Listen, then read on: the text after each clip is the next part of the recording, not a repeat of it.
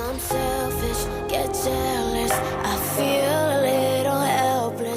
Hai adik-adik, bertemu kembali di channel Derfitra Hardian.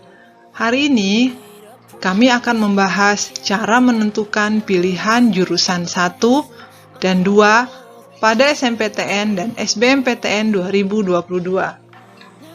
Adakah PTN yang tidak mau dinomorduakan di SBMPTN? Simak ulasannya pada video berikut. Jangan lupa like dan subscribe.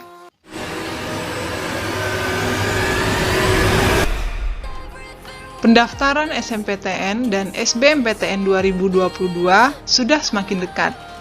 Adakah di antara kamu yang masih bingung menentukan pilihan jurusan kuliah pertama dan kedua saat pendaftaran nanti? Kalau ada, kamu harus segera menentukan pilihan jurusan tersebut sekarang. Bukan sembarang memilih. Penentuan jurusan kuliah pertama dan kedua ini harus kalian pertimbangkan secara matang agar peluang lolos SNMPTN dan atau SBMPTN semakin maksimal. Pertimbangkan peluang diterimanya, sesuaikan dengan minat dan bakatmu. Sebenarnya ada beberapa cara yang bisa kamu ikuti untuk memilih jurusan pertama dan kedua sesuai minat, serta memiliki peluang diterima yang tinggi. Apa saja cara-cara tersebut? Mari simak video ini sampai selesai. Aturan pilihan jurusan kuliah pada SNMPTN dan SBMPTN 2022. Sebelum menentukan jurusan kuliah pertama dan kedua, ada baiknya kalian memahami terlebih dahulu aturan mengenai pilihan jurusan kuliah pada SNMPTN maupun SBMPTN 2022. Pada SNMPTN 22, ketentuan pilihan jurusan kuliahnya yaitu paling banyak 2 jurusan dalam 1 PTN atau 2 PTN.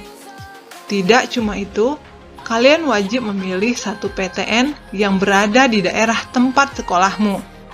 Kalau kalian mau mengambil 1 jurusan saja, kalian bisa memilih jurusan tersebut di PTN manapun. Sementara kalau memilih 2 jurusan, salah satu PTN yang dipilih harus di provinsi SMA berada. Contohnya, kalau kalian saat ini bersekolah di Bandung, lalu ingin mengambil jurusan kuliah hukum saja, berarti kalian bisa mendaftar di PTN manapun di luar Bandung, seperti UI, UGM, UNER, dan seterusnya.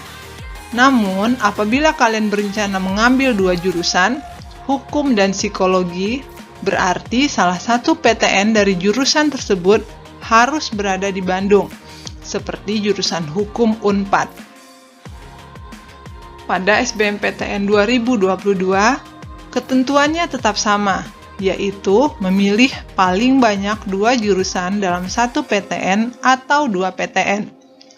SBMPTN 22 tidak mewajibkan kalian memilih 1 PTN di daerah SMA berada. Jadi, kalian bebas memilih PTN manapun. Cara menentukan jurusan pertama dan kedua. Untuk memaksimalkan peluang lolos SNMPTN maupun SBMPTN, kalian harus mengetahui cara menentukan pilihan jurusan kuliah pertama dan kedua secara benar. Adapun cara-caranya adalah sebagai berikut. Pilihan jurusan pertama. Pilihan jurusan pertama menggambarkan prioritas pilihanmu.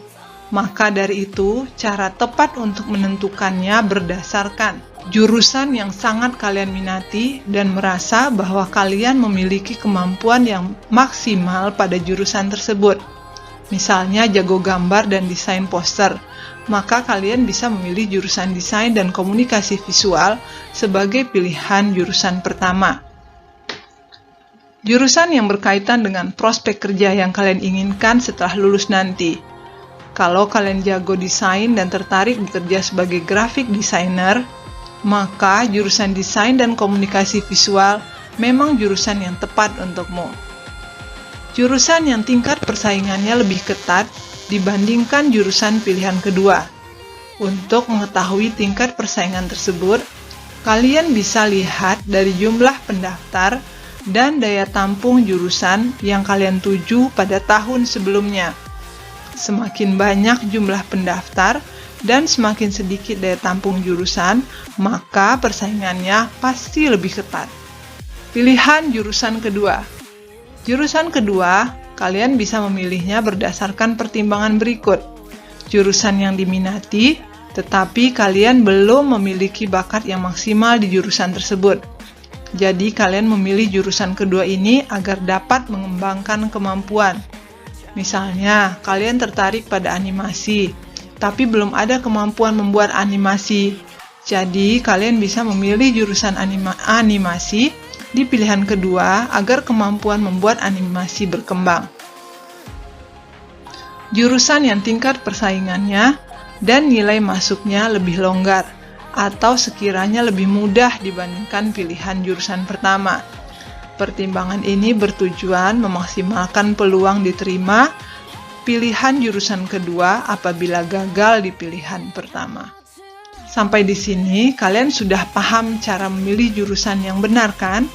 Selain lewat pertimbangan di atas, kalian bisa menentukan pilihan jurusan pertama dan kedua dengan cara mendiskusikannya bersama orang tua atau guru BK di sekolah. Apapun pilihan jurusan kuliah pertama dan keduamu, pastikan sudah merencanakan jauh-jauh hari, serta tidak sekedar ikut-ikutan teman. Pilihlah yang memang cocok dengan minat, karena kalian yang akan menjalani kuliah tersebut ke depannya. Adakah PTN yang tidak mau dinomorduakan di SBMPTN? Membahas lebih jauh mengenai pendaftaran SBMPTN, kalian pasti pernah mendengar kalau ada beberapa PTN yang tidak mau dinomorduakan di SBMPTN.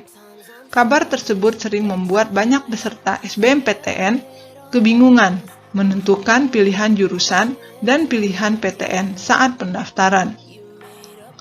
Kalau salah memasukkan beberapa PTN di pilihan kedua, bisa-bisa kalian tidak akan diterima di PTN tersebut. Tapi, apa informasi tersebut benar? Bukan sekedar kabar burung dan mitos saja. Ternyata, informasi tentang PTN yang tidak mau dinomorduakan di SBMPTN belum bisa dipercayai sepenuhnya. Belum ada fakta pasti mengenai informasi tersebut. Selain itu, penyelenggaraan SBMPTN pasti dilakukan secara independen. Artinya, tidak ada satupun PTN yang dapat memengaruhi keputusan kelulusan SBMPTN. Hal yang mempengaruhi kelulusan SBMPTN, baik di pilihan pertama dan kedua adalah hasil UTBK, serta kuota dari jurusan yang dipilih. Selama skor nilai UTBK yang kalian peroleh mencukupi, lalu kuota dari jurusan pilihanmu masih banyak yang belum terisi, maka kalian masih bisa masuk di PTN dan jurusan pilihanmu, baik itu pilihan pertama maupun pilihan kedua.